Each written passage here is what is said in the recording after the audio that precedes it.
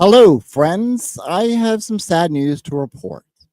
The nightmare has become, well, reality.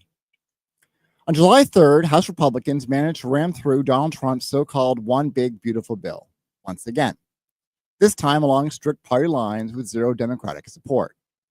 It is a sweeping $4.5 trillion package of tax cuts and budget changes that pumps up the wealthy and corporations, paid for by gutting healthcare, nutrition assistance, and vital social programs.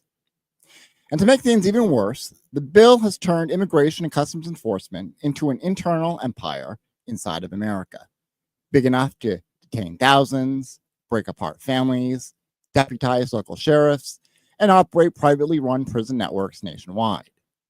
I would argue that this is not, in fact, reform. This is a form of repression. So let's take a look at where our country stands now that the One Big Beautiful Bill has been signed into law. This bill will slash Medicaid, Medicare, and SNAP, stripping around 17 million Americans of health coverage, all to finance huge giveaways for rich Americans. In the very words of Senate Minority Leader Chuck Schumer, there is nothing beautiful about stripping away people's health care, forcing kids to go hungry, denying communities and resources they need, and increasing poverty. This is not an abstract political fight. It is a wholesale assault on everyday Americans. Under this new bill, roughly $600 billion is cut from Medicaid, enough to kick 10.9 million low-income Americans off their insurance over 10 years. Food stamps, commonly known as SNAP, takes a $230 billion hit, jeopardizing nutrition assistance for tens of millions of families. So let's go ahead and take a look at some of the numbers. An analyst by the Congressional Budget Office, or the CBO, projects that around 17 million more people will lose health insurance under this bill. That includes Medicaid cuts affecting millions of seniors, children, and people with disabilities. Let's remember, many of those have no other form of insurance.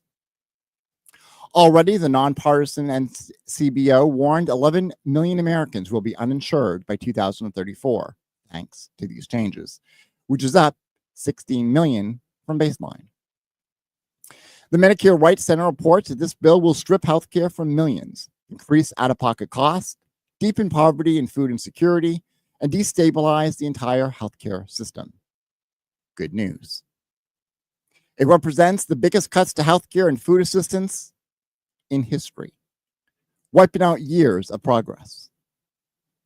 In practice, folks who do stay insured will face punishing work requirements, constant eligibility checks, and higher copays, either pushing them into debt or off these programs entirely. Let's look at hunger and SNAP cuts. Over 40 million Americans rely on SNAP benefits today. This bill forces states to cover part of SNAP's costs for the first time in its 50-year history, and also adds draconian work requirements. By one estimate, it would effectively gut SNAP, forcing states to either come up with billions from their own budgets or to cut people off. Many governors have warned that under this plan, millions of Americans will lose their essential food aid. Food security nonprofits point out the bill slashes billions of dollars from SNAP, taking away critical assistance for millions of struggling families. As for the resulting economic toll of this bill, states will be squeezed to the point of suffocation. By 2029, Medicaid and SNAP cuts will save the federal government $131 billion, but cost states a whopping $154 billion, a net hit of $23 billion on state budgets. That imbalance is projected to cause 1.2 million job losses nationwide, from hospital closures, care cutbacks, and of course, reduced consumer spending, which will lead to a $12 billion drop in local tax revenue. So why exactly is all this cruelty happening to America's most vulnerable citizens? Well, to finance a huge tax giveaway, of course. The CBO finds the bill cuts taxes by roughly $3.7 to $3.8 trillion, overwhelmingly favoring, you guessed it, the wealthiest Americans. As Nancy Pelosi abruptly put it, this is Robin Hood in reverse, taking resources from the people who need them most and giving them to billionaires and big corporations that are, of course, already thriving. Over 70% of the new tax cuts will go to the richest fifth of Americans, while middle-income families see almost nothing. Speaker Mike Johnson and Trump cheer that these tax cuts will spur growth, an all-too-familiar argument from the trickle-down playbook. But when the hell has that ever worked as promised? Republicans claim they're cutting waste, fraud, and abuse, but the facts prove otherwise. The language they use, be it reform, efficiency, entitlement restructuring, is a veil for cruelty. This bill is a culmination of a decades-long project to transfer wealth upward, from the people who clean the floors, care for the elderly, teach the kids, grow the food, and drive the buses, to the very people who buy politicians, hide their fortunes in offshore accounts, and treat government as a weapon to entrench their own power. In plain terms, this austerity plan weakens the economy for working people, while the top 1% get even richer. So let's ask, is this what Americans hope for when they cast their ballots last November? Absolutely not. Polling shows overwhelming opposition to Medicaid and SNAP cuts, and the public recoils at the idea of exploding the deficit with tax cuts for the rich. Make no mistake about it, this is not just budget bookkeeping. It is a life and death reckoning for millions of Americans. This isn't about fiscal discipline, economic responsibility, or even deficit reduction. It is about deciding, as a nation, who gets to live and who is left to die. When lawmakers gut programs like Medicaid and SNAP, they aren't just moving decimal points. They are pulling the plug on life-saving treatments, cutting off prescriptions, meals, and basic human dignity. For the most vulnerable among us, this is quite literally a death sentence. According to a comprehensive analysis by the Center for American Progress, the health provisions of this legislation could result in over 51,000 additional deaths per year.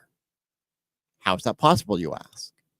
Well, first, because when people like low-income seniors and families covered through the Affordable Care Act lose healthcare resources, they also lose options.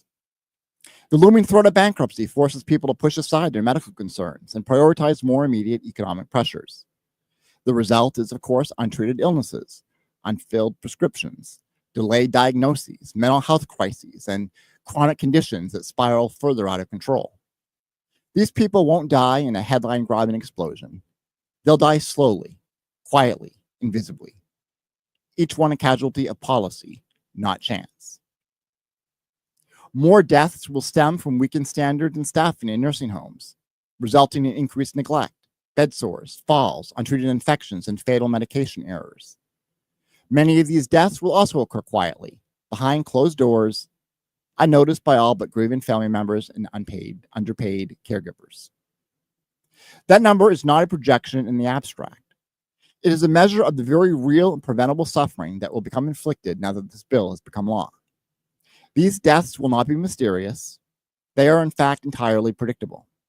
They are policy-induced, systemic, and violent in their quiet cruelty. Rural hospitals will shut down, starved of Medicaid reimbursements and unable to operate in the black. Already, over 150 rural hospitals have closed in the past decade due to austerity policies. This bill will accelerate those closures, leaving millions without access to emergency health care. In some counties, people will be forced to drive over 90 miles to find a functioning emergency room. And in an emergency, that is quite literally the difference between life and death. This bill continues its systemic elimination of access to healthcare by throwing up work requirements, adding eligibility restrictions, blocking grants, and establishing bureaucratic coups, not as cost-saving measures, but as weapons of attrition. As barriers grow, people simply give up trying to get care. Diabetics ration insulin. Seniors skip their blood pressure pills. Parents delay treating their child's asthma. And all too often, the outcome is fatal. That's why even Senate Majority Leader Chuck Schumer, usually in his measured and diplomatic approach, called the bill death by 1,000 paper cuts, adding pointedly, that's the intention of the Republican bill. And he's not being hyperbolic. Every policy provision is designed to quietly peel back protections and resources until the safety net is so thin, it eventually snaps. Representative Hakeem Jeffries was equally blunt on the House floor. warning that this bill will cause millions of Americans to lose health care and food assistance, exacerbating the already unbearable weight of poverty, illness, and systemic neglect.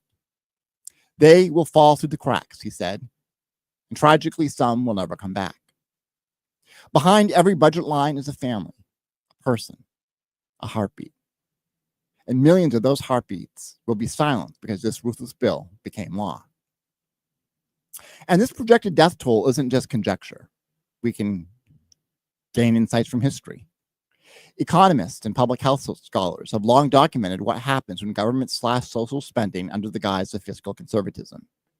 During the Eurozone crisis in the early 2010s, austerity measures imposed across countries like Greece, Spain, and the UK were directly correlated with shocking increases in suicides, homelessness, infant mortality, and preventable diseases. A landmark 2013 study in the British Medical Journal found that austerity costs thousands of lives, not metaphorically, but in the literal mortality data. We've seen the opposite strategy reward us with positive outcomes during hard times in America's own history. A pioneering study of FDR's New Deal programs in the 1930s found that every additional $100 in per capita public relief during the Great Depression reduced the infant mortality rate by roughly 20 deaths per 1,000 live births and decreased suicide rates by 4 per 100,000 people. These aren't just figures, they're proof that government investment in human needs saves lives, while government indifference, austerity, and cruelty extinguish them.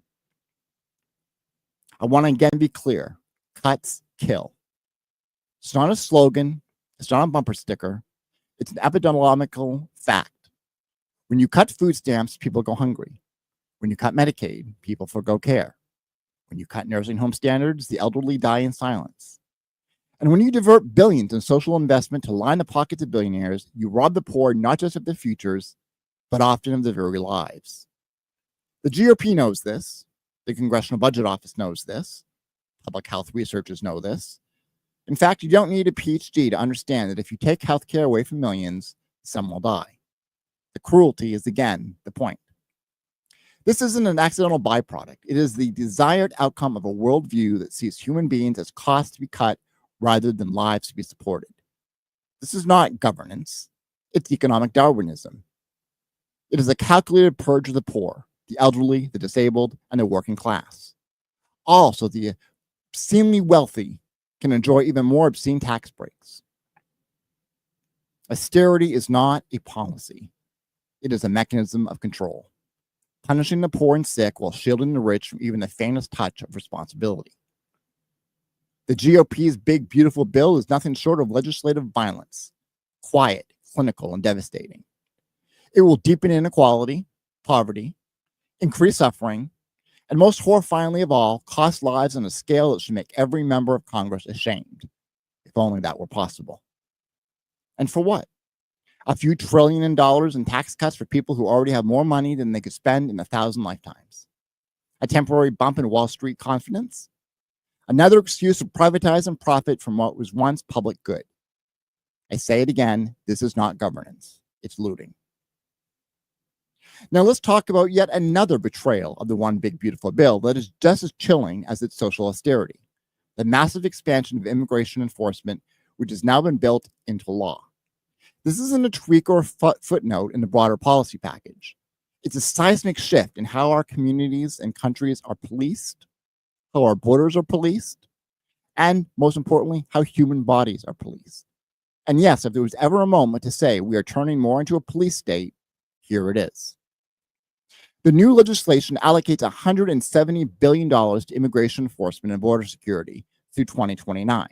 With specific line items like $45 billion for detention facilities, $46 billion for border wall operations, and $14 billion for deportation enforcement, plus resources to hire up to 10,000 new ICE officers.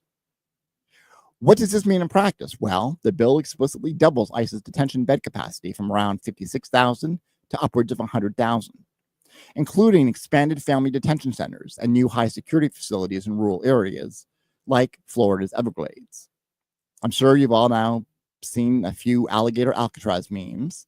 And although this new detention center is not surrounded by a literal moat filled with reptile guards, the location discomfort of the facility is, of course, designed to encourage detainees to self-deport. In all honesty, the intrusion of people poses more threat to Florida wildlife than the other way around.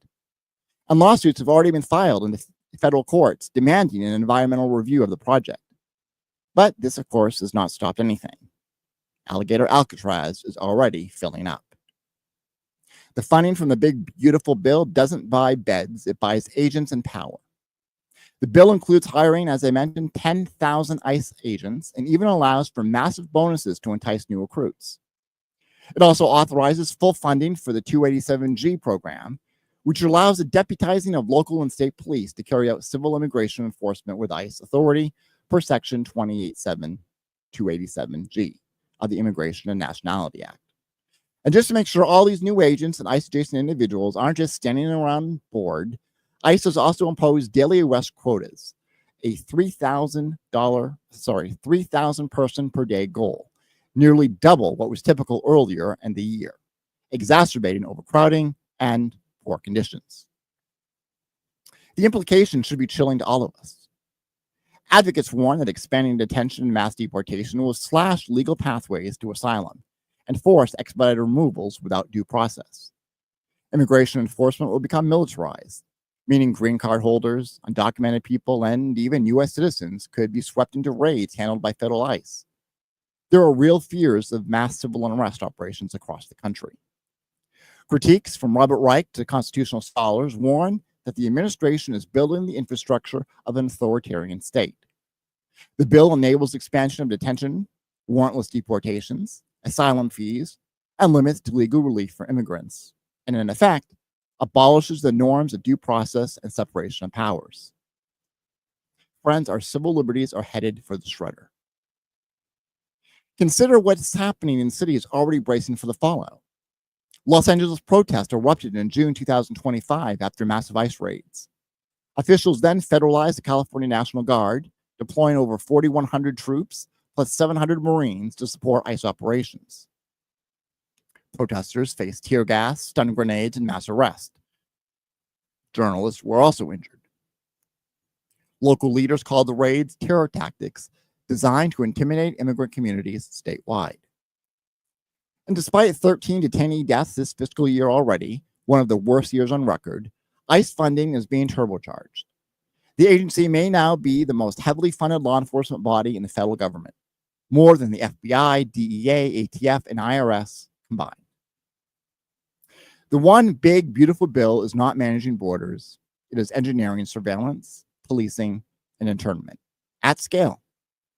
It's outsourcing brutality to local agencies who are often untrained, unaccountable, and often operating under racial bias. Private prison contractors, many of whom are major campaign contributors, will rake in profits from detention operations. All of this is politically intentional. J.D. Vance publicly said Medicaid cuts were minutia compared to the value of ICE expansion, a comment that set off bipartisan outrage. This isn't governance, it's doctrine. And we need to ask ourselves, what kind of nation allows for this? What kind of democracy lets unelected agents arrest people without warrants and detain them in private prisons indefinitely? What kind of society supports deputizing local police to enforce federal immigration law, knowing it amplifies racial profiling and civil rights violations? We are barreling toward a state in which fear becomes policy. Fear of deportation, fear of detention centers, fear of everyday life under federal watch. Immigrant communities will retreat further underground. Protesters will face militarized response. Elected officials, Democrats and Republicans alike, may be arrested, as has already happened. As Robert Reich warned, we are seeing the first stages of a Trump police state. Now, if you think deportation, detention, and surveillance don't affect you, I would say think again. This is about the erosion of civil liberties for all Americans. Once federal agents can operate in cities without warrant or oversight, who's next? This bill doesn't spring from crises, it creates one. It doesn't protect border communities, it tears them apart. It doesn't enforce law, it enforces control, and we must not normalize it. Friends, never forget that the big, beautiful bill is a deliberate act. Politicians didn't stumble into this bill, they crafted it with intention, in rooms filled with lobbyists and billionaires, and they passed it with the knowledge of what it would do. As one congressman said, they tried to ram this through in the dead of night, hoping Americans wouldn't notice until it was too late. But we do notice. And even today, we must speak out. As Senate Majority Leader Chuck Schumer put it bluntly, this is not one big, beautiful bill. It's ugly. And he's right. It is legislative murder, plain and simple, a planned execution of our social safety net. It is a declaration that the lives of immigrants and working people are expendable, that survival is a luxury, and that only the wealthy deserve peace of mind. We cannot normalize a political system that lets millions suffer while billionaires rejoice. We cannot afford to wait for midterms or presidential elections while our neighbors lose access to food, medicine, and their citizenship. This moment demands outrage, resistance, and relentless public pressure. In a very real sense, this is a 5-alarm fire for our democracy, our humanity, and our shared future. Because let's face it, at the end of the day, a society is judged by how it treats its most vulnerable. And right now, under this bill, we are failing that test. Not because we lack the resources, because we lack the political will to protect human life over corporate profit. What we are losing is more than just legal protections. It is the soul of our nation. And that, my friends, is a final word up front. My guest today is Scott Grace, an uplifting songwriter, comedian, author, and public speaker. Scott is here not to get political, but to teach us how to evolve during the Trump experience, whether humanity joins you or not. And Scott will be joining us right after the break. We'll be right back.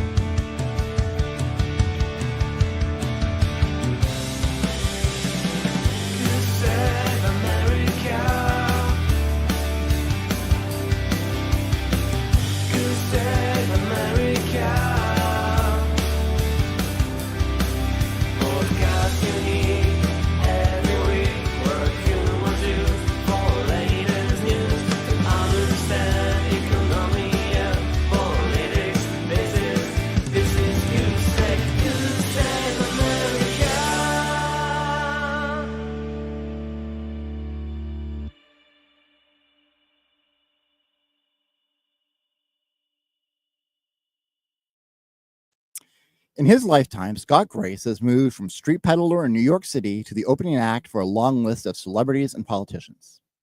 He was hired to take the themes of their presentations, create music and lyrics on the spot, and sing from his heart to an amazed audience. As Scott traveled the world as a songwriter and musical artist, he broke into stand-up comedy, opening shows for Robin Williams, Dana Carvey, and many more. Scott, known as the spiritual Dr. Seuss, coined the term conscious comedy to describe his performance style of entertaining with uplifts rather than put-downs. And Scott is here today to share his current passion project, Beyond Red and Blue, where he blends humor, music, story, and spiritual insight to help people feel less polarized, rise above outrage, and reconnect with themselves and with people with different points of view. And dare I say it, people who even voted differently than themselves. And right now, I'd like to welcome Scott to the program. Scott, how are you doing, my friend? I am good, outside of a slight desire to commit suicide after your rant. It's just a passing thought, but wow, my friend, I was crying. I was like just taking it in and letting it impact me. Very disturbing. Yes. But the truth can piss. Somebody once said the truth can set you free, but first it will piss you off. Yes, and it has. Before we get into your project Beyond Red and Blue, I want to first just talk about your extraordinary life, because you went from literally being chased by police as a street peddler to opening for the likes of Robin Williams. How did that evolve? I mean, that's just an amazing story right there in itself. Well, even when I was selling things on the streets of New York City, I was honing my comic entertainment skills. So I would sell these nylon laundry bags, and I'd say, the strongest laundry bag you can buy without a prescription. You've read the book, you've seen the movie, now buy the bag. I had a rap song. I was just developing entertainment, street entertainment, while selling things on the street. And then I started writing songs, and many of them were very funny. As a matter of fact, I have one about Donald Trump that you'll probably love to hear. Oh, yes. As well. And then at some point, I was living in Northern California, and I saw that there was a club where Robin Williams used to go to test out his new material. And I started to become one of the performers that would open up for him. And a lot of other people would pass through that club. And so here I am. Wow. Here I am, my friend. Yeah, no, an extraordinary lives. I like how you put it on your biography. You've got 9 lives. Yes, so far. So what inspired you to create Beyond Red and Blue? All right. So, I wrote a book when he first got elected the first time around. You mentioned it, How to Evolve During the Trump Presidency, Whether Humanity Joins You or Not. And it's sort of like a Trump survival guide. It's how do we use what's going on to grow personally and to evolve the planet. And this time around, my publisher said, we need to re-release that. And I started looking up on AI, what's changed?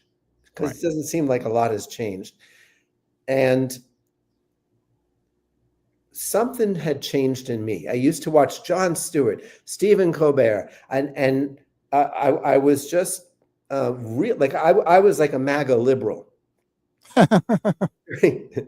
So the first book was all about how people who are heartbroken or enraged about Trump being president, how we can survive and possibly even grow. But what happened was, over the course of, 8 years, I became disenchanted with taking sides, with being one of the members of the outrage Olympics, because there's a lot of outrage, and justifiably so. I think there's a place in revolution, and I think that's what we need. There's a place for outrage. Hopefully, people like Martin Luther King and Gandhi, that we're going to do it, but we're going to do it in a nonviolent way. Right. But I like the word outrage. I like how close it is to the word outrageous. Good point. So anyway, this rewrite turned into a whole different book as I realized that I was more interested in using my skills. For decades, I've taught something called nonviolent communication, to use my skills and my mindset to address the polarization, between red and blue and abortion and this and like every wedge issue. The way that I think people in power think is keep people divided. So that we can control them. So let's keep them fighting. And I would like out of that. I would like a revolution that includes red and blue people being so outraged at what's happening, and so just aware that the corporations and the money and the lobbyists have to skedaddle for there to be any hope of a revival of democracy. So I'm writing about what we all have in common, about retaining our humanity in times of division, where you could very strongly disagree with somebody and not and not be cruel to them. Well, cruelty has certainly become the point in today's political landscape, and it crosses over from both sides of the aisle. There's no question about that. And it sells, doesn't it? Like it It's almost like adrenaline and enemy images sells newspapers and yeah. Yeah, I mean, this whole idea that's been even published in the media, the mainstream media, about a brewing civil war erupting. I mean, I can almost see that happening at this point because people are so outraged, they're so angry, and they're so desperate for change, and they're not getting any promises or even lip service really from our political class. Yeah, that possibility of civil war is part of what motivated me to change the theme of the book to Beyond Red and Blue. And it starts out with a poem. One of my altered egos is called the spiritual Dr. Seuss. And the foreword of the book was written by the spiritual Dr. Seuss. And I'd love to read you that poem. Oh, absolutely. Yes. Okay. I love that. So, and I've changed some of the words, so it's more for podcasts rather than the book. So this presentation will start with some rhyming. Consult Dr. Seuss for a lesson in timing. But this is no fable for kids getting tucked in. It's an adult's wake up talk for the nightmares we are stuck in. A talk without answers, but full of good questions. Ones to chew slowly for mindful digestion. Like, why do most people see just red or blue? Could there be more than one right point of view? Are opinions synonymous with what is true? Is this what our founders envisioned we do? Now, old honest Abe, he was the man. A house so divided cannot long stand. He was Republican, President Lincoln, and I'd like to see more of the ways he was thinking. Why are opinions becoming more rigid? Why is the Cold War becoming more frigid? I've cooked up a theory that still needs some cooking, and it points to the glasses in which we are looking. It's a dark pair of glasses that block out the light, that show us two colors, just black and just white. No room for discussion. You're wrong and I'm right. Blood pressure rises, adrenaline spikes, and I'm left with two options, just fight or flight. And when on the menu, there's only two F's, they hide all my best traits. They hide all my good traits. They bring out my worst traits and hide all the rest. No thinking things through. It's time to go tribal, to stick with my own kind and steer clear of rivals. My rivals are totally up to no good. They simply cannot be the least understood. I tune into Fox or MSNBC because those are the folks wearing the same glasses as me. The glasses make sure I obscure self-reflection, so I have the high ground and moral direction. Now, it's easy to see those dark glasses on Putin, but in my own mirror, now that I'm disputing. I'd rather be blind to my mind's battlefront so I can cast blame on those liberals or Trump. Could it be most of us are wearing these glasses, letting the media blow smoke up our asses, using social media for amplifying the reasons the other side needs demonizing? And through algorithms, we see only our tribe, which makes us think the whole internet's on our side. The trespassing's always the fault of those other dumb asses and never the fault of our own faulty glasses. May this talk help us take off those glasses and see what we have in common, our humanity. That's beautiful. Yeah. That's such a perfect way to kind of express how I feel. But at the same time, I get caught up in the anger and tribalism as well, because it's almost impossible to escape from. I mean, it takes a lot of conscious effort to say, wait a minute. I mean, I like to say blame the politicians, not the voters, because the voters we have more in common with than we do the politicians, and the politicians are by their nature divisive. I hear you, but we vote for them. Yeah. I would say that there's a world view. And when people are looking out through the lens of a world view, which primarily thinks that Darwin was right, that it's all about survival of the fittest, that we're all separate from each other, that I can gain happiness or wealth or something valuable, even if you lose at the expense of my wealth. That's a world view. We're all separate. We have to fight, claw, and do, because this lovey-dovey stuff is an illusion. And then there's another worldview which says we're all connected, and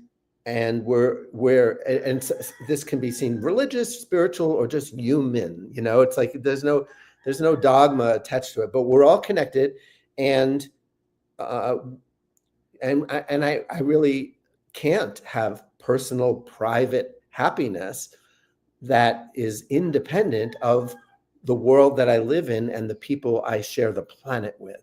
It's a totally different worldview, right? And one that is seen by the politicians of red nature as socialism.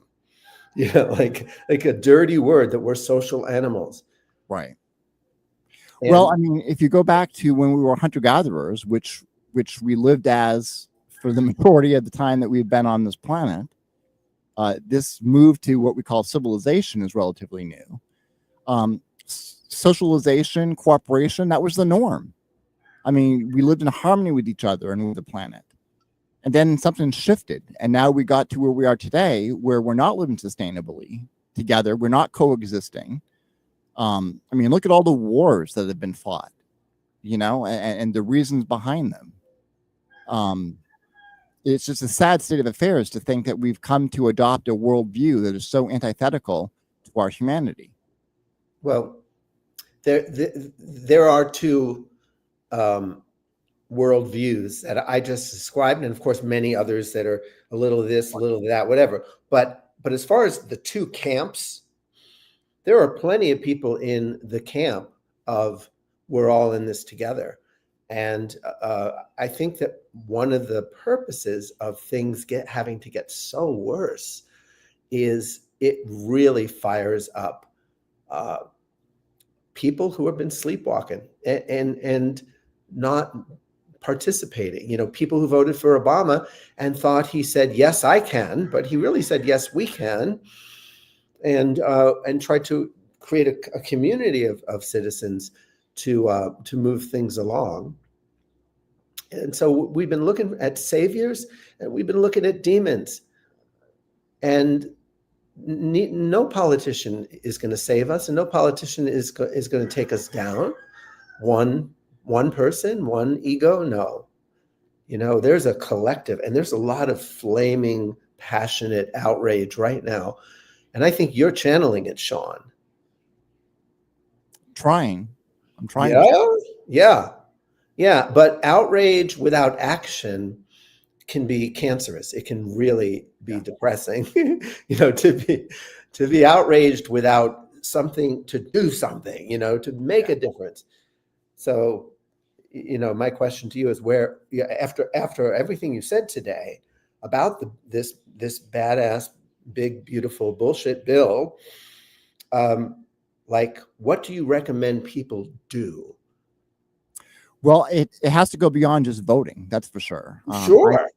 People, mass mobilization, even worker strikes. I mean, there needs to be an uprising that occurs. And I the sad thing about this is that this is going to affect people from both political parties. Republicans and Democrats alike, this bill. And I think that's good. I think that actually may be a blessing in disguise. Yes, I agree. Because it's going to wake a lot of people up to what's been happening.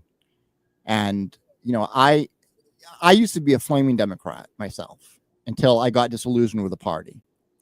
And I've come to realize that both parties are basically bought and sold by corporations and by the wealthiest. Yeah. And it makes very little sense to blame, you know, Team Red or Team Blue when the problem, we need to look up. We need to look up at the people leading us and say that's part of the problem. And we need to make our voice heard.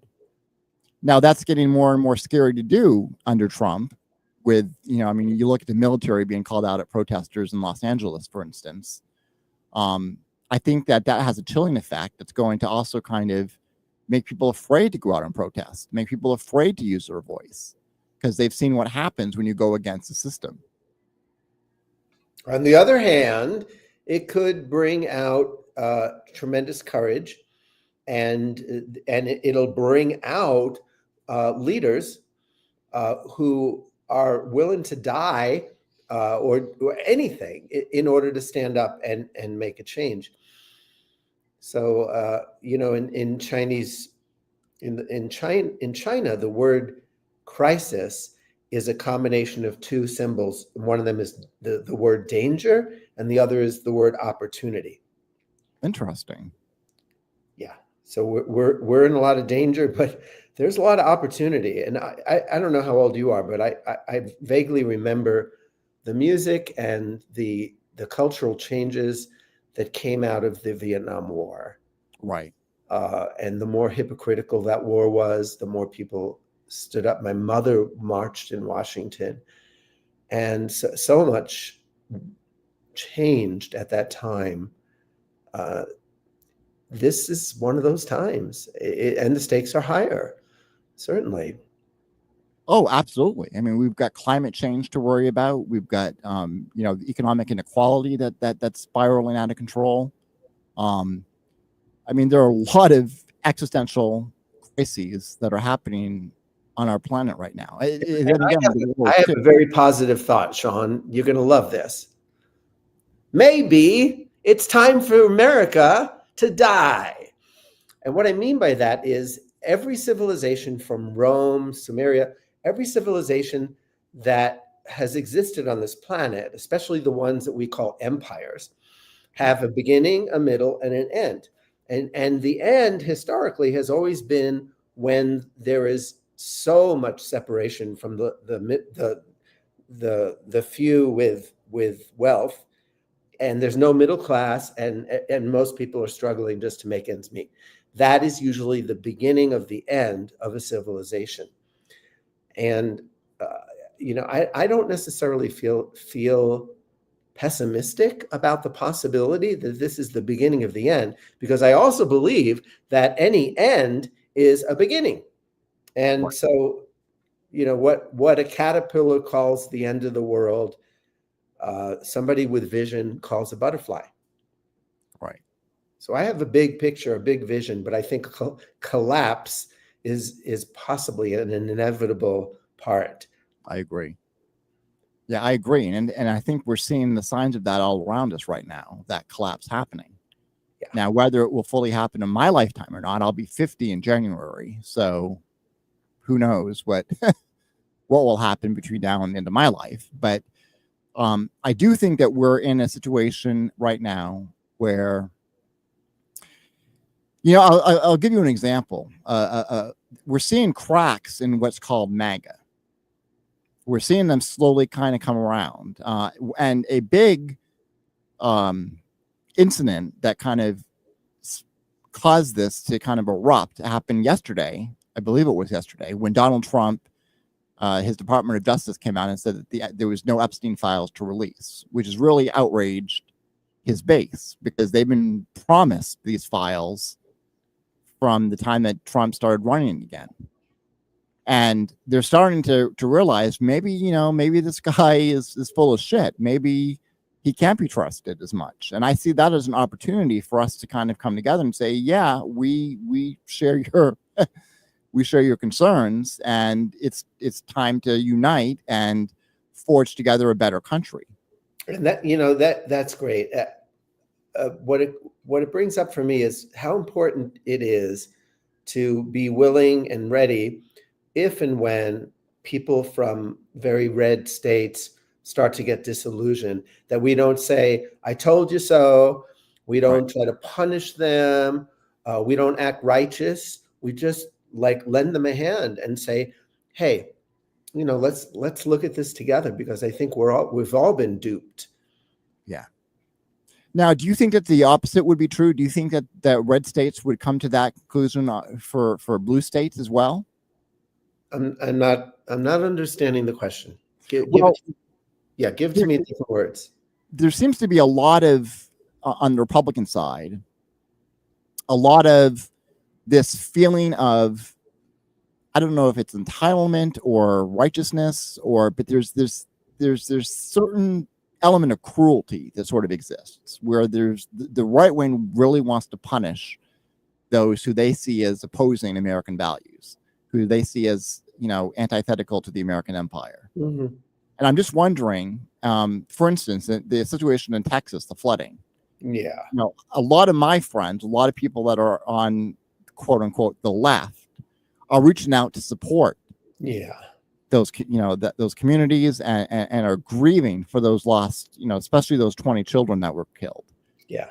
If you look at the wildfires in California, however, in the Los Angeles area, people on the right have tended to be very hostile and like, well, no, we don't want to send any relief your way. We don't want to.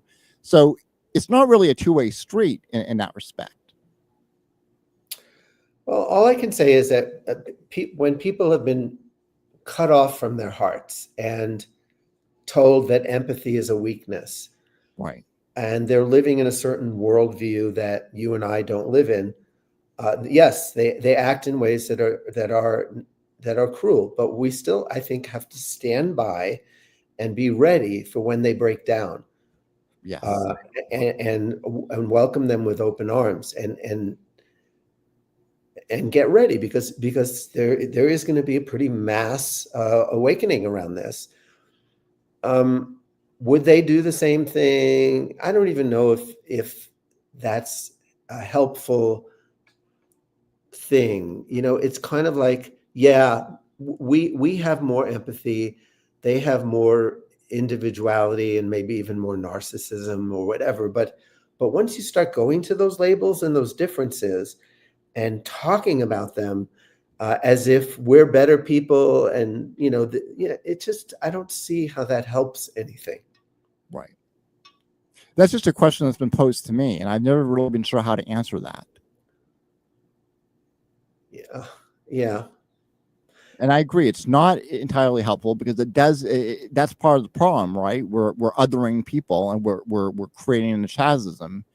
We're saying that there is a difference between us and them, and there are differences. There are ideological differences, political differences, differences in economic beliefs, difference in spirituality and religion. I mean, there are definable differences between the so-called left and so-called right, but there's also a lot of commonality that exists there too.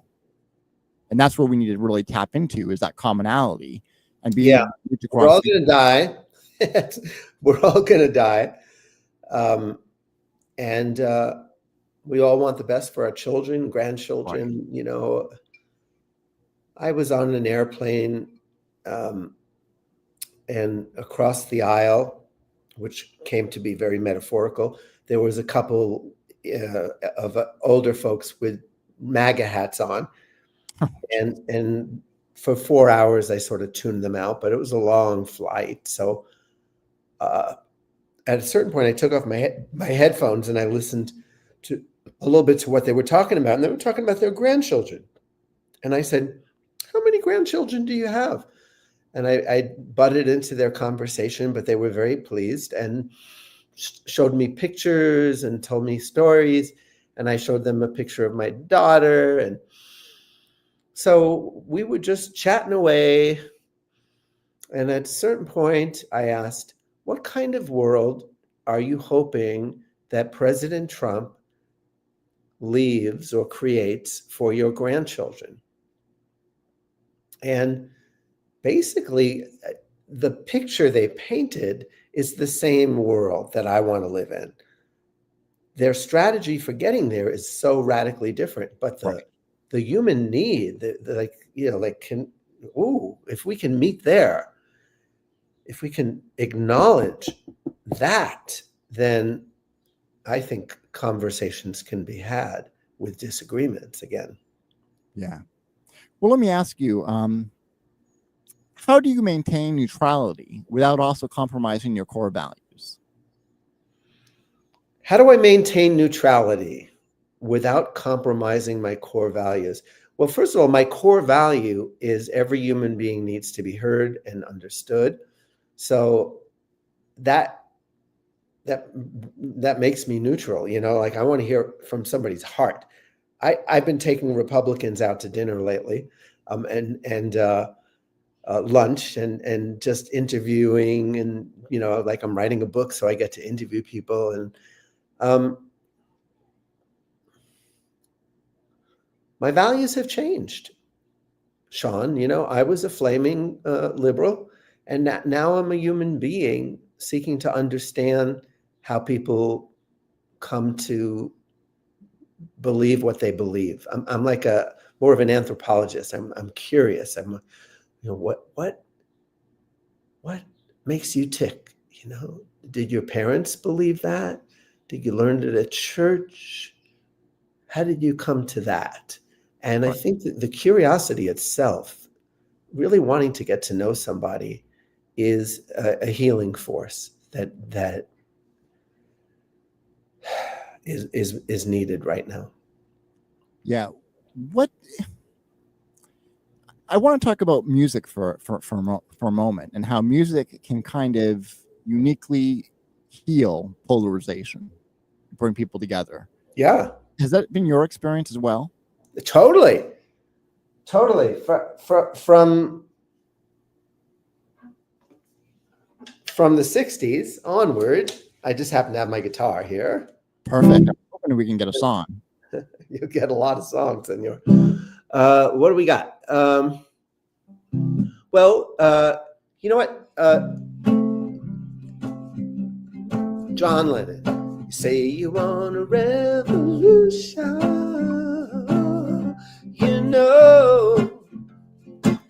We all want to change the world. You tell me that it's evolution. Well, we all want to change the world. But when you talk about destruction, don't you know that you can count me out? So the 60s was when people started to speak out, and a lot of the speaking was done in song. Music has changed the world many times. Yeah, I agree. Yeah. Are we seeing that same kind of musical? I mean, it's not quite the same as the 60s, but are we seeing music today kind of have that same effect? I do. I mean, like Randy Rainbow. Have you ever seen him? Oh yes, absolutely. Yep. Yeah. There's a lot of troubadours out there singing good things. So I told you I wrote a song about Donald Trump, and it's a nasty little zinger song that kind of gives him a taste of his own medicine. I don't sing it very often, but I think your audience will enjoy it. So I was listening to Even Though We Ain't Got Money, I'm So in Love with You, Honey, by Kenny Loggins. Oh, okay. And I was just fantasizing, how would Donald Trump sing that if he had to? Would he change the words? What words would he use? And so I wrote this. People say I'm insecure underneath it all, that I build my towers tall to compensate for something small. Had me 3 trophy wives with looks that kill, but in bed 2 went chill. Glad I'd had prenuptials. blues. Even though I don't keep my honeys, I'm so in love with my money. Every day I make a million more. In the morning when I rise, I pull the wig right over my eyes and tell myself all day that I'm always right. Perfect. Perfect. Has that song been released? Well, released. It's on my YouTube channel. I haven't formally released it, but it's been released onto YouTube.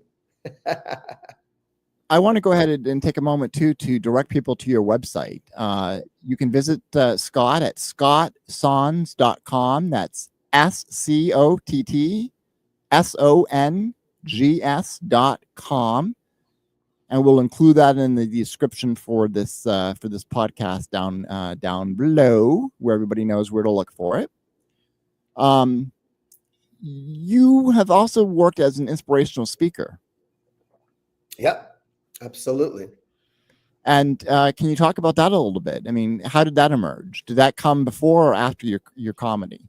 Well, I was doing music at churches and places that had speakers.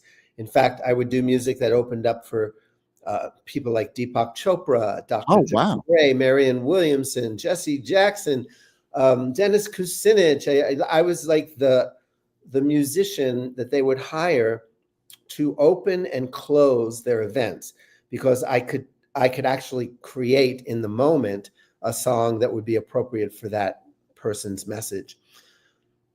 So I did a lot of churches, Unities, Religious Science, Science of Mind, Unitarian, Quaker. And I always would sit there and just do like one or two songs, maybe three songs, and listen to the speaker. And I thought, I could do better than that. You know, give me a microphone. I have a lot to say. I want to be a speaker. So I took some courses and trainings, and I ended up starting to speak. I think I was paid professionally the first time in 1993. Oh, okay. And now one of my aspirations is to take this beyond red and blue, which is part poetry, part music, part comedy, and part storytelling, and take it to college campuses and corporations and places where people really are starting to feel tired of the Cold War. Yeah. We actually have a trailer. Would this be a good time to play the trailer? Absolutely. Perfect. It coincides with the needs of my bladder. Perfect. We'll take a quick break, and here's a trailer. It's a war zone out there. Polarized politics is damaging friendships, marriages, campuses, and businesses, both the culture and the bottom line. That's where I come in. One of my intentions through everything we do tonight is to help people feel less polarized, because there are two places on Earth that are the most polarized, the North and the South Pole. And guess what they have in common? They're freaking ass cold. And when we polarize and forget our common humanity, our hearts get cold. Armed only with a guitar and decades teaching nonviolent communication, I disarm the insanity with humanity, starting with my own. God grant me the serenity to accept the assholes you sent to me. Oh, wait, that's not the part I wanted you to see. It's this one. God grant me the serenity to accept the asshole inside of me. My heart is a guide to be a non-judging guy. Sometimes I'm just looking through my anal eyes. God, I'm down on my knees, where I'm starting to see. Calling others asshole is a self-diagnosis. And another weapon in my arsenal is my wicked sense of humor. What if the political system is so constipated and that all the shit has been so denied and it's just all clogged up, and along comes a colonic? You know, I think, I'm no Bible scholar, but I think Jesus said something like, love your enemies.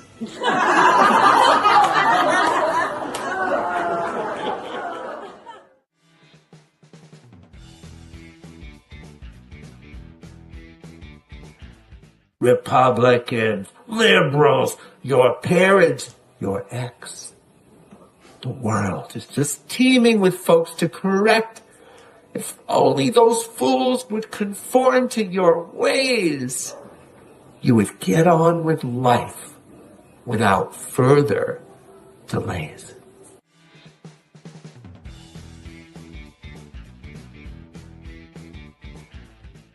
Ask your doctor if hope is right for you.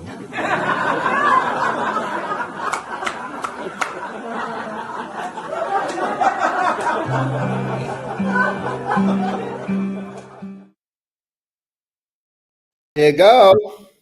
Thank you so much for that. That was hilarious. What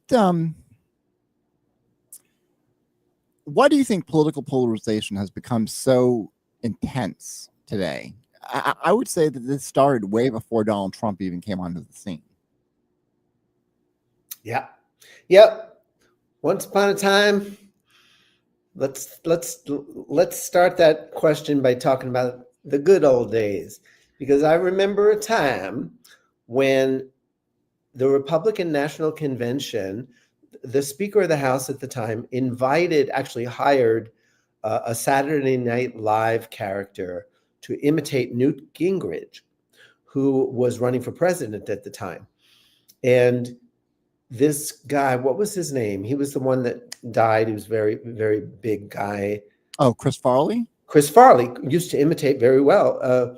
So actually, he took the microphone and started talking as if he was Newt, and Newt started cracking up, and everybody was cracking up, genuine, bubbly laughter. That is how we used to disagree. That is how we used to be partisan. You know, people would violently disagree on the Congress floor and then treat each other to lunch. But something has changed. And the question you pose is why, how, what, you know, like what, how did it change? And I don't know. I have a sense that, like oil and water, there's something very natural about oil and water parting. Right. That there's something natural, inevitable going on that needs to happen this way. Otherwise, it wouldn't be happening. And as much as I'm like sitting here saying, can't we just all get along? You know, the way I felt when my parents divorced, you know, can't we all just get along? You know, I may be being naive in even thinking that way, because it may be very like inevitable and just like oil and water, natural law. They don't belong together. But I would say the main thing that makes these times more divisive than the 60s or 70s is fear.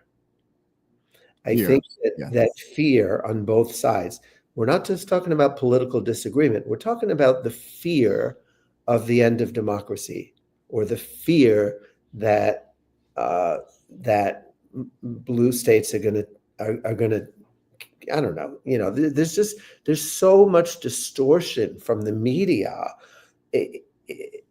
I look at the beginning of all this as when the media became a profit business. Yes. And then it became like, how do we make the most profits? By scaring people. That's what they tune into. Yes. So let's scare them. Let's divide them. Let's get them arguing. It makes for good TV. And then social media comes along, and of course it gets magnified. Have you come up with any strategies for overcoming people's fear? Well, there is a group called Braver Angels that I actually, for people who want to take the next step and become a depolarizer, for lack of a better word, they're doing it and they're training people. So that's a pretty solid organization. But what was your question? Well, what strategies can we use to help people overcome these fears? Because a lot of these fears are irrational, but there's a lot of them that are rational as well. Yeah. Well, my grandparents grew up during World War I. They feared the end of the world. Right. My parents grew up as Jews. Their parents escaped the Holocaust. They feared the end of the world during World War II. I grew up having nuclear nightmares and feared the end of the world. My daughter's growing up with climate change. And of course, there was the Black Plague and the this and the that. You know, it's almost like every generation has a reason to be scared shitless. And at some point, fear, which can be seen as a god, it has to be challenged. And that happens one person at a time. I don't think there's a collective, process or even a strategy. But I do think that as people get shaken, they get stirred, and fear starts to turn into courage or passion or conviction or something. So I actually really do think anger is really helpful, but not anger with the intent to hurt, punish, but anger in the way that it wakes us up. Right. I think there's also, I know at least for me, there's a feeling of helplessness. I mean, we see what's happening in the world, even in our own country, and there's this sense like, well, what can I do? I'm just one person. What can I do? You add hopelessness with fear, and that's a disempowering mix right there. Yes, but very attractive to antidepressant pharmaceutical companies. For sure. Very much so. What can one person do? Gandhi would answer that very differently than many people. The story of the woman who was throwing starfish back? No, I'm not familiar with that. Oh, good. You're like one of the very few. So a woman was throwing starfish back after a storm, but there were like millions of starfish that were dying because they were blown from the wind onto the shore. And somebody passes her by, and he happens to be feeling in a bad mood. And so he feels powerless. So he says to her, how could you feel like you're making a difference? There's millions that need to be saved. And she said, well, and she threw another starfish into the water. And she said, it made a difference to that one. So we all do our small part. When you're part of the solution, there is no small part. Every part is a cog in the wheel. Every part has a function. And it just feels a lot better to be saying yes to something than to be saying no to something. The worst thing is powerlessness. I can't do a damn thing about this. I don't have a voice. Let me just go watch, videos and drown myself in alcohol. The worst thing is to just turn off your voice. But then there's no, we're not going to let this happen. And that's power. That's the beginning of power. But then there's, how do you turn your no into a yes? What do you stand for? It's very obvious and very easy for people to say, I will not stand for this. But it can be a big leap to be able to take all that passion and anger and put it behind what I stand for, what I choose to create is. And, Mother Teresa was famous for, somebody asked her speak at an anti-war rally. And she said, no, but if you ever have a pro-peace rally, count me in. Now you could say semantics and blah, blah, blah, but there is a very important distinction between being willing to say, this sucks, and being willing to say, here's what needs to happen next. Here's where we're going with this. Well, that leads me to my next question. What is the next step for humanity to take? Because the problems that we're facing, I mean, it's easy to associate them in America with Donald Trump, but these things are happening across the world. I mean, we see democracy in peril, here and abroad. What do you think, other than waking up, which I think is starting to happen, what's the next step after that, in your opinion? Sean, I don't think in terms of humanity, because I think we're all on individual journeys and we all are working out our own thing. So I don't use the word we as much as I can. I avoid it. But I would say there could be some very it wasn't very highly publicized, but there was some pretty wonderful stuff going on all around. I'm in Mexico right now. There was this huge rally in this little town recently. What was it? A few Saturdays ago. What was it called? Anti-King's Day? Oh, right. The No King's Day. Yes. No King's Day. Yeah. We just need more and more and more of that. Including things like, all immigrants take a day off. Social actions, what Gandhi would do. What would you say to people who argue that's just not working anymore? It hasn't been done. How can we know it's not working? Well, like the No King's Day, for instance. I mean, it's the beginning. That's just the beginning. But fundamentally, it is not changing anything yet. There needs to be a next step, I think. I'm just not sure what that step should be. I think reaching out to people is got to be included in these first steps for sure. And it's funny because you mentioned something earlier about when Republicans lose their Medicaid benefits, not to approach them in a way such as, well, you voted for this guy, so take your desserts. We have to avoid doing that and reach across the aisle and say, hey, this sucks. We have solutions to that.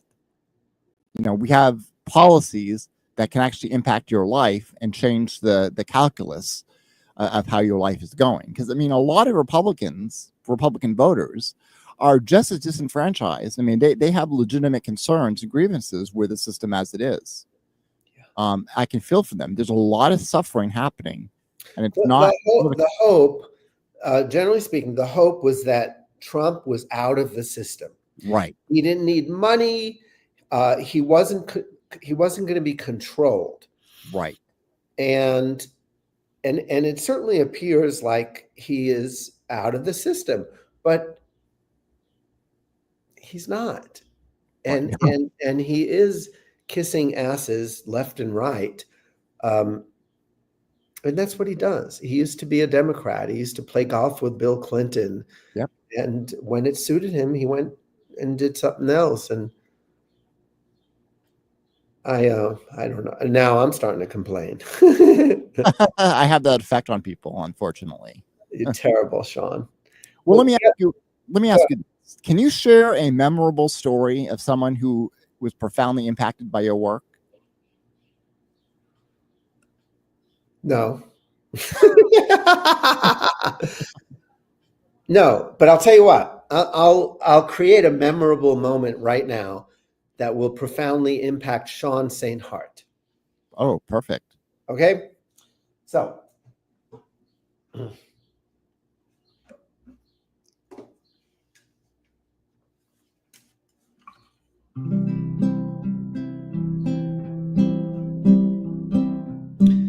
Now Sean's sane heart wants to press restart and reboot this country once again.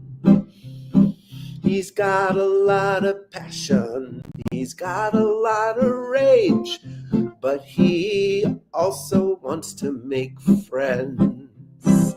'Cause it's the politicians, not the people. It's the greedy assholes taking over the steeple. How the hell did Donald get the Christian right? This don't make sense. It's quite a fright. So Sean, you were born to speak out, to plant the seeds of wisdom and doubt. You may not individually figure it out, but that's not your job at all. You are sounding the call. You're sounding the call, a call to action, a call to something. We will figure it out together. That's what's next. That was inspiring. You know, what did you learn from opening from spiritual leaders like Deepak Chopra and Ram Dass? Well, that had to be an amazing experience. That everyone has issues. Ram Dass, not so much. I mean, that man was pure love. By the time I met him, he was just he was like just love. But Deepak, he actually used to get on national TV and argue with scientists about the existence of God. Like, he got really heated up. And I thought, wow, after all that meditation,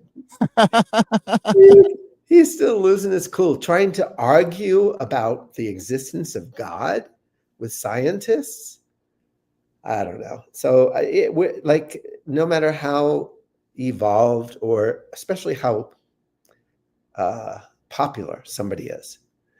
In fact, Marianne Williamson, who I love, I would vote for her in an instant.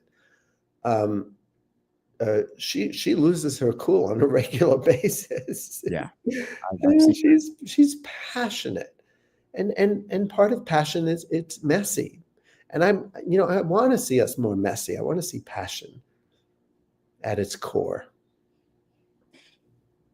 Yeah, I think that people's passion has kind of been extinguished through this manufacture of outrage and hatred and fear. And I just don't really know how people can kind of overcome that.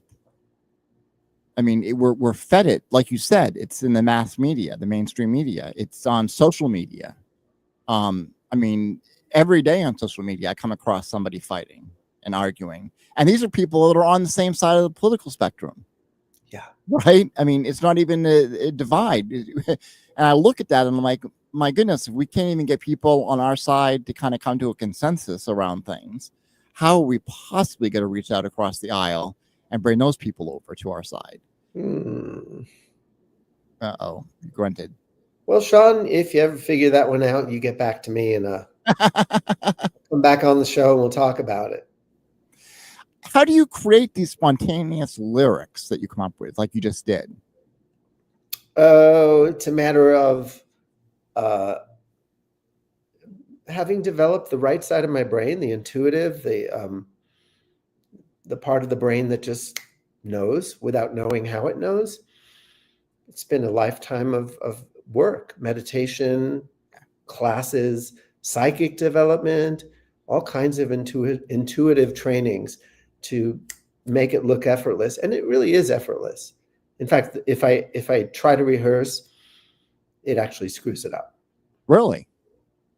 And I do this partly out of my livelihood, although AI has taken over. But I used to create songs for birthdays and eulogies and weddings and anniversaries and record them in a recording studio. And I I'm still happy to do it, but I think AI is doing a pretty good job without me.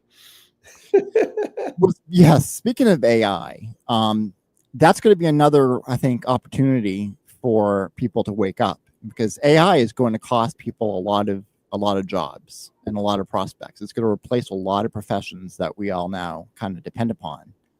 And I think that's going to be another opportunity to wake people up and like, wait a minute, technology is outsourcing. I mean, our jobs are now being outsourced to computers, essentially. And I do look at that as an opportunity to kind of awaken people and say, yeah, we need to come together and fight the system and demand equity and dignity. Yeah. But I just... Amen, brother. Praise the Lord. Yes. Do you see AI threatening even the arts? Like what Well, yeah, the way I just described it. Yeah, that's one income stream that's off the table for me pretty much. And then there's visual artists that are having a challenge with AI. Yeah, stealing their work and everything. So, wow, what are we going to do? I don't know. AI has been profoundly helpful in helping me with various projects and things that I would rather not do that it'll do. So as a creative, I'll adapt and I'll use it as an ally. I've changed careers many times in this lifetime. And I used to make 60% of my income through CD sales. And then streaming came along. Yeah. And I had to stop. So I've reinvented myself. So I am not personally all that threatened by AI because I've had enough experience reinventing myself. Have you not been able to kind of transform your CD sales into streaming sales? I haven't tried. I don't care. I mean, I'll get a check for 34 cents a month or something, $10. And I'm like, it's not where my energy wants to be. Yeah. And it would be great. I'm the kind of person that should have a manager, somebody who takes care of things behind the scenes, make sure that my YouTubes are making money. And there's so many streams of income that I just don't have because I'm lazy and I just want to do what I love. Right. and you're very fortunate to be able to have something that you love that you can do quite well. Exactly. Exactly. So I'm going to ask you a question that I already know the answer to. Okay. Can people truly reconnect across deep ideological divides? Do you think that that's possible? I do. I know you want me to say more. Well, I do. What do you think? How you've had a lot of conversations with Republicans. You've taken them out to eat and had conversations. Hoping they would pay the bill, but they didn't. What have you learned from those experiences?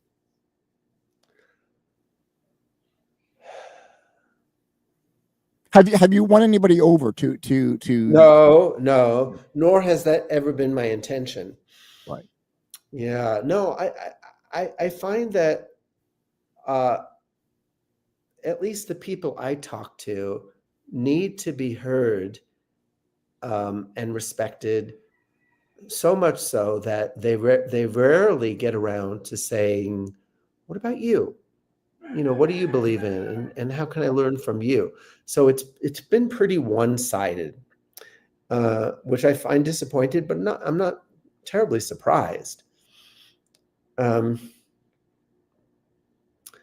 else have I learned? Well, some people are so disenfranchised with the system that they just want somebody who's going to blow the most dynamite into the whole atmosphere. Who's going to just like screw it up so bad that it will have to start, big forest fire will have to like start growing from scratch. So there are some people that just want Donald the Destructor to say, you're fired. And I get it. Yeah, I get it. Yeah. Oh, I fully understand that. And you know what? And I believe if Kamala or Joe Biden or Hillary Clinton got in there, it would just be business as usual. We would still be, a cancerous society that doesn't really have a democracy anymore. Yeah. If we ever did have a democracy, I think that we could have a debate about that, in fact. That would take us in a very different direction, Sean. Yes. So we'll avoid that. But or tune in next time Scott Grace is the guest. Yes. Have we ever had a democracy? With Sean St. Hart. And my argument would be no, not really. We haven't had a full democracy, but we had the opportunity to become one. And I mean, I going back to earlier when you were talking about the collapse of empire, I truly believe we're seeing that right now. Look at BRICS, the BRICS nation. There's even talk about them creating an alternative currency to challenge the US dollar. So the world is kind of changing, and Yeah. we're seeing kind of more of a, what's the word, unipolar world. But the fear that I have with this is that we're going to end up seeing more wars as a result of this, because the United States is not going to give up power that easily. And we do have the most militarized military on the planet. Yeah. Time to flex our muscles, kick some ass. So that does concern me. And what I think a lot of people don't understand too is fascism turns inwards. Meaning that whatever we do abroad, we're eventually going to bring back here. And we're seeing that again with the militarization of the police, the militarization of ICE, the militarization of just policing in general, surveillance state. The government has really overexerted itself in this mechanism of control. And I think that the more that happens, the more people are going to eventually wake up and say, yeah, we don't want to be controlled in this way. We don't want to be controlled out of existence. And that's an opportunity for, I think, something like democracy to really take root. Yeah. And it was interesting that you mentioned that a lot of people just want to see the system destroyed, and they see Donald Trump as a conduit to that. Yeah. But that can also, the problem with that, as I see it, and I don't know, maybe it's inevitable, but the problem is there's going to be a lot of death and suffering that happens in the interim between that end and that beginning of something new. Yes. That unfortunately is just almost inevitable at this point. And so how we weather that is going to be a matter of either empowerment or disempowerment. And I'm not sure which one's going to prevail. Well, I think there's going to be two worlds, basically. And some people are going to choose empowerment, and some people are going to choose disempowerment. And what we're looking at is almost like two different worlds on the same planet. It'll be interesting. Yeah. I don't have the fear, but I do agree with you that there could be more war. The more powerless we become, the more the ego structure of our country is going to want to appear powerful. And, so there's that. But I don't know if you know this, Sean, but I'm about to enlighten you. Every December 31st, the New York Times comes out with an article about what has gotten better over the last year in the world, in certain trends. And for every year over the last, and I don't know how many, there's been less war and less poverty on the planet. So the trend globally is towards less war and less poverty. Right. That strikes me as odd, because let's Google it. It feels like the opposite is happening. Now, I know that it's been said that we are far more peaceful today than we've been in the past. As far like violent crime, for instance, is actually lower than it has been in the past.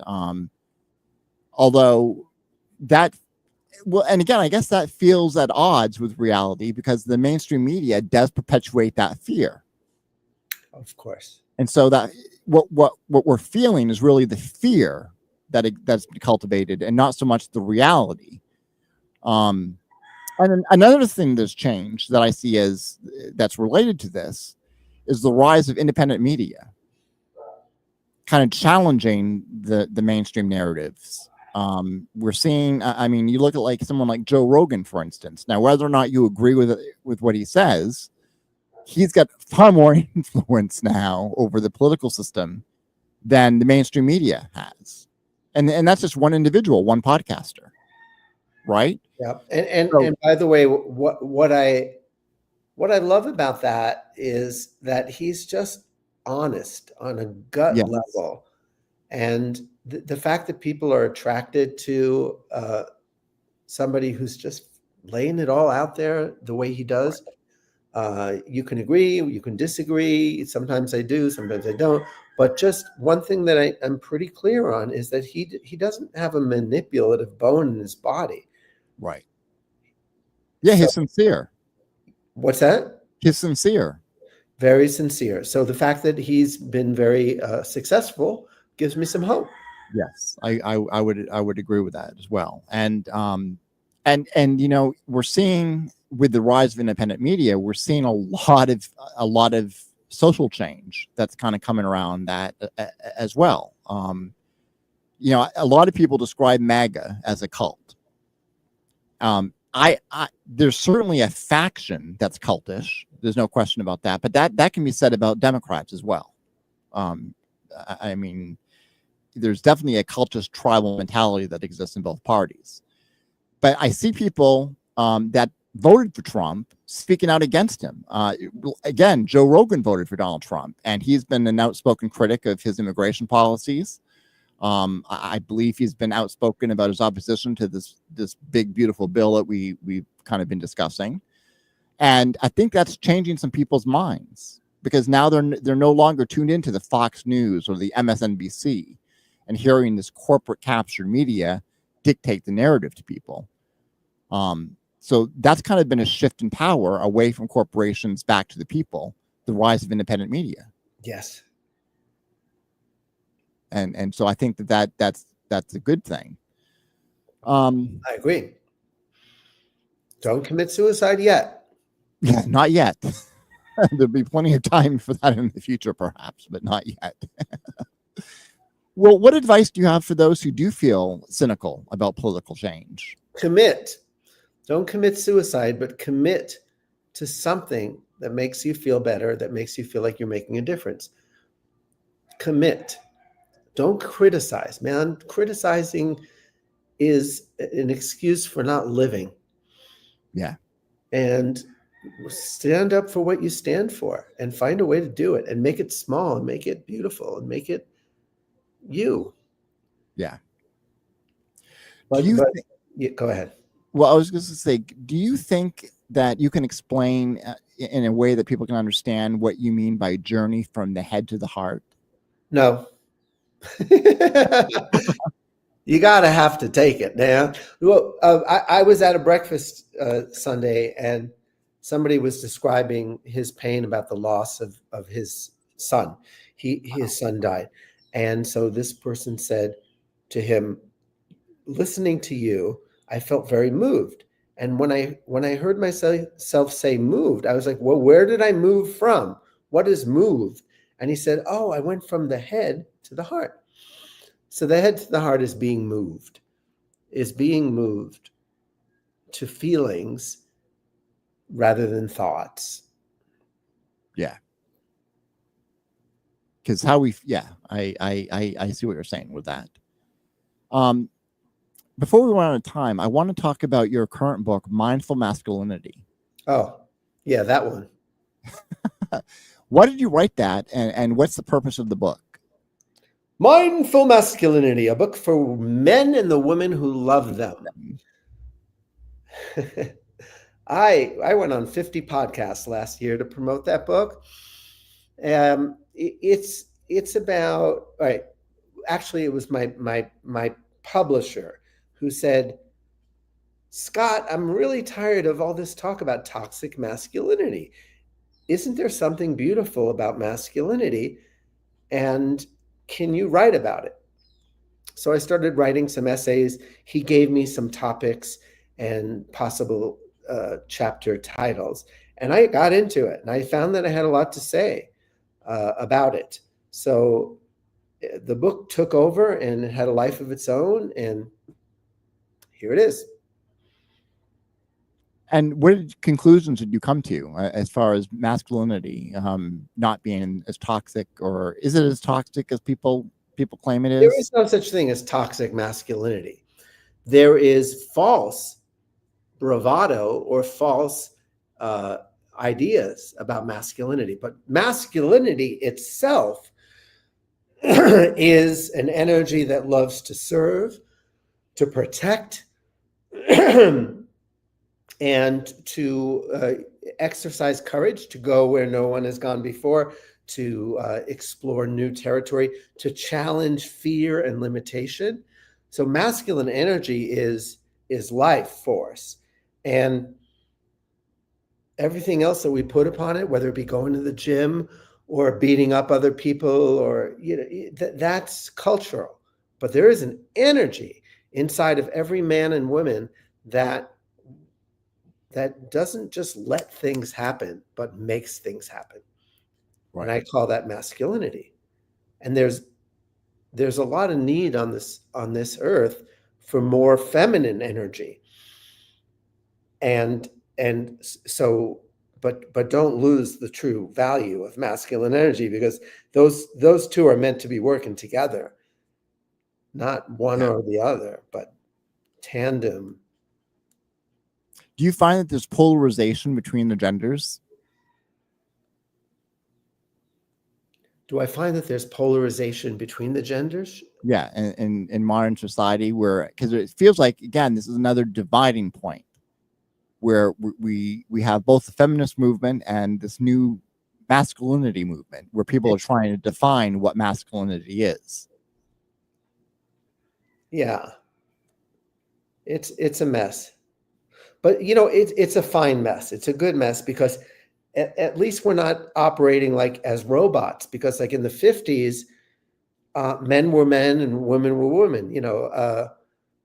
There was Archie Bunker in the All in the Family, that song, right? And you knew where you wasn't. Girls were girls and men were men. Like, our roles were rigidly defined. There was no individuality. There was no free choice. And now there is, and it's madness because of how much choice we have. But I think it's a good thing.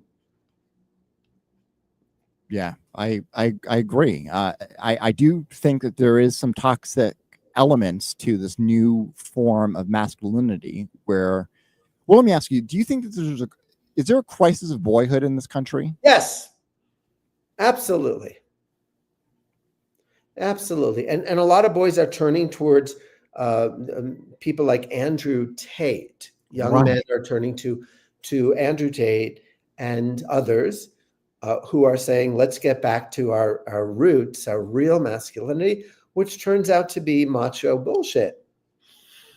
So it is a crisis. And part of the crisis is that boys need mentors. Yeah. And a lot of men are so busy just trying to pay the bills. And then there's the video games and the internet, and so it's a challenging time for masculinity and for femininity. So, nobody gets out of this alive, Sean. Well, don't commit suicide, though. Commit. No, don't make a commitment to suicide. Make a commitment to life. And whatever your yes is, find your yes and say it with passion. And if you're angry, great. Yeah. Be angry, but be angry and put that energy behind your yes. This is the world I want to stand for, and I will create it, even if it's just in my neighborhood. Yeah. When Trump was elected the first time, a friend of mine said, "We're having an emergency meeting at my house tomorrow night." So the night after election night, we all went. We didn't know what was up, and she had a bunch of crayons and magic markers and bumper sticker size pieces of paper. And she said, "We're going to flood the neighborhood with positive, kind messages. And we're going to put them on people's cars underneath the windshield. And so it's going to say whatever you want it to say. Just wanting you to know you are loved, or you make a difference." So the outrageous acts of kindness that we do are part of the revolution. You're part of the revolution, Sean. You speak out. Other people do it differently. Some people are part of the revolution by raising a child with kindness and sensitivity. Right. Yeah, I like how you put that. That's a different way of looking at it. Just what we do in our personal lives contributes to the overall collective nature of our society. Totally.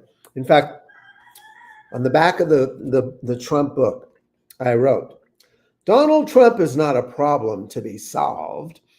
He's an in-your-face wake-up call, a calling to evolve. As this book assists you to do some inner work, Trump may still be acting like an insensitive jerk, but he won't continue to jerk your chain, because you'll have discovered how to remain in your peaceful, powerful center where love and immigrants can enter." That's beautiful. Your writing is beautiful, by the way. You have a real craft for writing. Yeah. Which makes me a little bit jealous, because you're a writer, you're a singer, you're a comedian, you're certainly a mixed bag of talent. Have you always been like this since you were a child, or did these? Gradually, I took voice lessons. I took guitar lessons. I took improv lessons. I took spiritual courses and gained access to my intuition. So it all came from I got an education. I think I've had lots of teachers, and yeah. What legacy do you hope to leave with your project Beyond Red and Blue?